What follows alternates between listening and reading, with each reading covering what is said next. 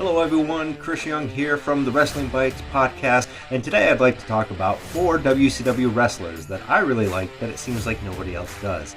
Sadly though, the Z-Man is not on this list. And in no particular order, let's start off with Glacier. Oh, I can hear the boos already. I think the reason why I like Glacier so much is because I was his target audience. I absolutely love the Mortal Kombat video games. I loved martial arts. He was the first wrestler I ever saw that incorporated martial arts. I love techno music, so his intro was phenomenal. The laser lights, I loved the entire Glacier package. And to me, he was a can't miss. Now, if he had been in WCW about 2 years earlier, it would have been a phenomenal career. Well, he probably would have got stuck with the Dungeons of Doom, and now that I think about it, that would have been a bad choice. And moving on, y'all should know who built this house. Primetime did. Primetime did. The first time I saw Primetime Elix Skipper was on a worldwide taping in Lansing, Michigan, and he was wrestling a skip over, and I absolutely fell in love with him. He was such an acrobatic wrestler that he was doing things that I'd never seen. He was so far ahead of his time. But speaking of that show, there was another person on there as well that I absolutely enjoyed.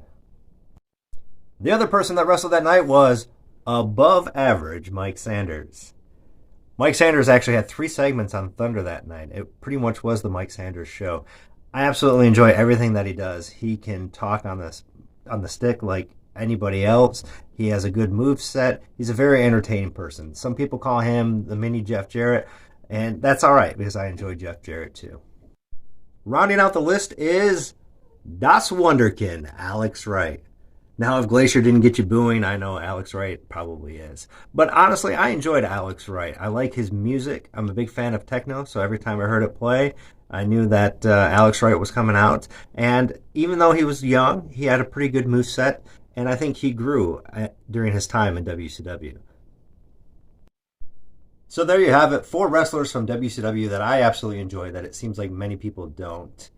I'll be back tomorrow with my views on AEW. Quick hits, you can check that out. Next week, I'll be dropping a podcast, the Wrestling Bites podcast with Pun the Psych. So be sure to check that out. And I would love to hear your comments about who you think is a wrestler that maybe gets overlooked. Drop it off in the comment section. I'd love to read it. Until next time, keep it between the ropes.